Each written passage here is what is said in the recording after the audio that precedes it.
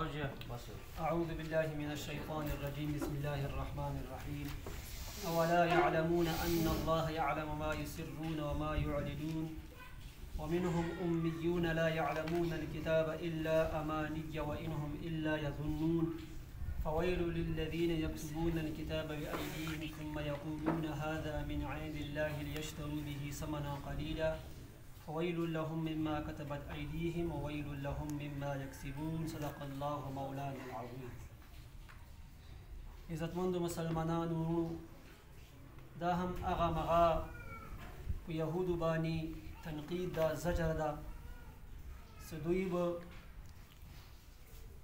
مسلمانانو ته اغا خبرې و تذکره ورته کوله سکوم په تورات کې جناب رسول الله صلی الله علیه وسلم صفات ذکر شوي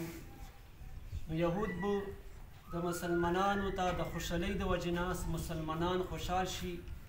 او د وجې مونږ باندې د مسلمانانو شک رانه شي نو هغه به ورته دغه فرمایلو چې په تورات کې هم جناب رسول الله صلی الله علیه وسلم صفات ذکر شوي بیا به دو په خپل منځ کې بحث او مباحثه کوله یو بل ته ویلو ستا ولې هغه مسلمانانو ته دا خبرې کوم حقیقت کوم حقیقي خبرې دي څه مغام ورته وکړي د دې وجې نه ستاسو سره به بیا په قیامت په ورځ باندې بحث مباحثه کوي څه دوی په خپله باندې یلو که نه په تورات کې جناب رسول الله صلی الله علیه وسلم صفات ذکر شوي دي هغه مغه تنقید ورباندې کفارو یهودو منافقینو باندې کوي. اوس په دې ایتونو کې هم الله جل جلاله دغه تذکره کوي آیا دوی پوهیږي نه دوی ته علم نشته الله جل جلاله په هر شیز باندې عالم دی څه چې هم دوی پاټوي یا دوی ښکاره کوي الله جل جلاله په هر شیز باندې عالم ده هر شیز باندې پوی ده. اوس دوی دا خبره کوي ځان سره دوی مسلمانانو نه هغه کوم حقایق دي تورات کوم لیکل شوي دي مغای پټوي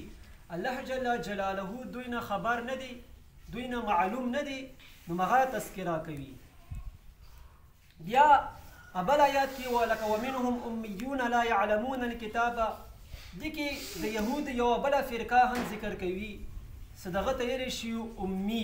امیان امي هغو خلکو ته ویلی شي څه چا سره علم نه وي صحیح ده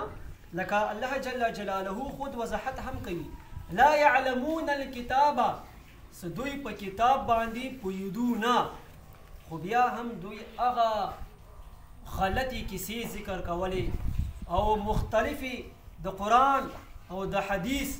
مخالف څه کوم هم خبرې وي مغه خلکو ته ذکر کولې مغو په ذریعې سره خلک یې ربللو لکه دوی ویلو څه دغه یهود او نصارا به صرف جنت ته داخلیږي نور به جنت ته نه داخلیږي نعوذ بالله یا به دغه ویلو څه صرف یو معلوم وخت پورې به جهنم کې وسو بیا به مونږ واپس روباسو ځکه څه مونږ کوم مشران تیر شوي دي هغه خو ډېر لوی لوی بزرګان تیر شوي دي انبیا مونږ کې تیر شوي دي هغه به مونږ خو رسوي که نه نو دوی به دغه خبرې ځان نه به دغه خبرې کولې خلک د وجې نه به دوی ځان ته متوجه کولو وانهم الا یظنون دوی نه دي مګر صرف ګمان کوونکي. بیا الله جل جلاله یو بله فرقه هم ذکر کوي څه هلکت دی وي په هغو خلکو باندې څه کوم څه په خپلو لاسونو باندې کتاب ولیکي او بیا ووایي څه دا د الله جل جلاله لا طرفه دی. یهود منافقینو به هم دغه طریقه کوله خپلو لاسونو باندې به کتاب ولیکلو بیا به خلکو ته وویلي څه وګوره دغه الله جل جلاله کتاب دی او هغه کې به انتهایی تحریف کړو رد و بدل به ورکې کړو څه کوم اصل حقایقو جناب رسول الله صلی الله علیه وسلم کوم صفات ذکر شوي هغه یې به ټول ختم کړو ځان نه به ولیکلو ولې لیشتروا به ثمنا قلیلا بیا به دغه کتابونه د کومې رسالې دي دوی به د په لږ قیمت باندې بیا هغه یې خرڅولو پیسې به ونه غوښتې خلکو ته به خلکو به د پیسې ورکولې دوی به دا کوم کتابونه څه ځان نه لیکلي وو په دروغه باندې به دا خبره کوله دا خو الله جل جلاله کتاب دی ونیسه. بیا الله جل جلاله فرمایي څه هلاکت وي د هغو خلکو باندې سکوم په خپلو لاسونو باندې کتاب لیکلی دی او هلاکت دی د هغو خلکو باندې څه څوک څه دی په ذریعې سره کسب کوي پیسې ګټي د پیسې دو دپاره به دا هلاکت ګرځېږي زما عزتمندو مسلمانانو دې کې په دې آیتونو کې تحریف ذکر شو تحریف رد و بدل اوس که نن سبا ته مونږ ګورو نن سبا په معاشرې کې نو په اسلام کې هم ډېر داسې اسلام مخالف رسومات کیږي بدعات کیږي او غلط رواجونه کیږي چرته هم مونږ دغه سوچ کړی دی چې دوی به مونږ روکتام وکړو دای به پرېږدو لکه تاسو وګورئ ودونه کې څومره غلط رواجونه کیږي غلط بدعات کیږي تماشې هم کیږي او ګډا هم کیږي هی ناتار وي چغه چغه کیږي دغه ټول اسلام د دې شي نه څه کوي منفي کوي دغه شان په مړو کې تاسو وګورئ عزتمندو مسلمانانو غلط رسومات کیږي غلط بدعات کیږي درېمه دی نن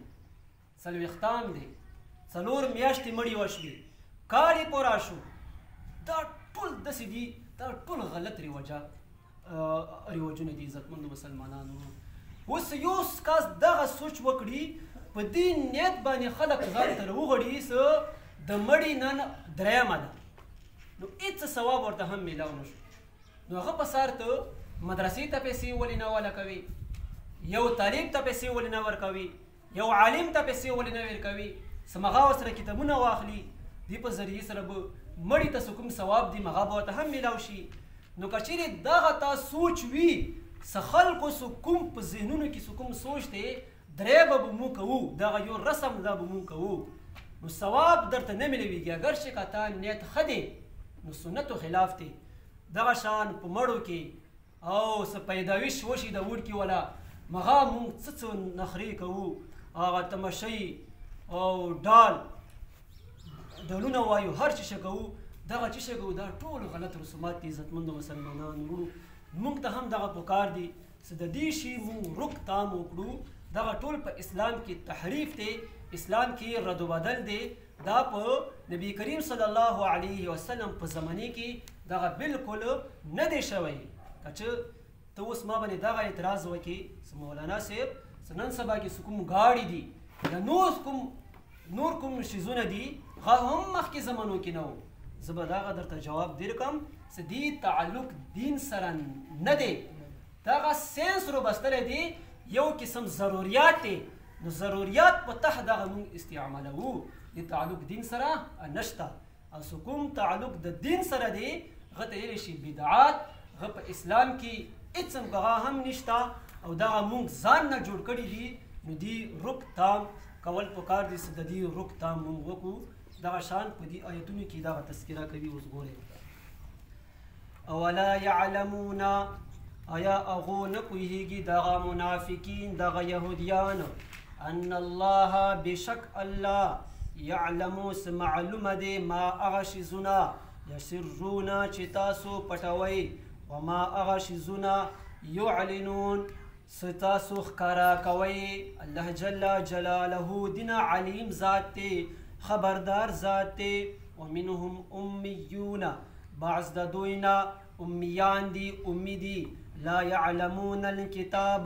څه علم ورته د کتاب نشته الا سوای امانیه غلط ارزوګانې ورسره دي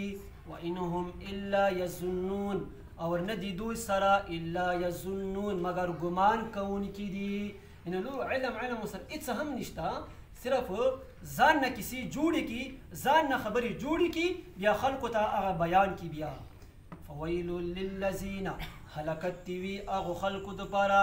یکتبون الکتابه چې لیکي کتاب بایدیهم د خپلو لسونو سره ثم یقولون بیا دوی وایي هذا من عند الله دا خو الله طرف نه دی لیشترو دې دپاره چې واخلي به دی په ذریعې سره ثمنا قلیلا لږ قیمت یعنې دی په ذریعې سره ډېر لږ قیمت واخلي ځان نه یې ولیکي بیا یې خلکو ته ورکي هغه په ذریعې سره دوی لږ قیمت واخلي فویل لهم هلکت دی وي د هغو خلکو دپاره مما کتبت ایدیهم په سبب د د لیکلو د لسونو سره، دوی په لسونو سره کوم لیکن کوي دوی ته به څه وي؟ هلاکت وي. ویل لهم، هلاکت وي د هغو خلکو دپاره مما یکسبون، په سبب د هغه څه دوی کسب کوونکي دي، پیسې ګټونکي دي. واخر دعوانا ان الحمد لله رب العالمين. رب اشرح لي صدري ويسر لي امري واحلل عقدة من لساني يفقهوا قولي. يا الله من گناهونه معاف کړي، موږ رضا شي، موږ عفو وکړي، حلال رزق به نصیب کړي. په دې مجمع کې سات څه قسم شدي حاجتونه یا الله تعالی پوره کړي. واخر دعوانا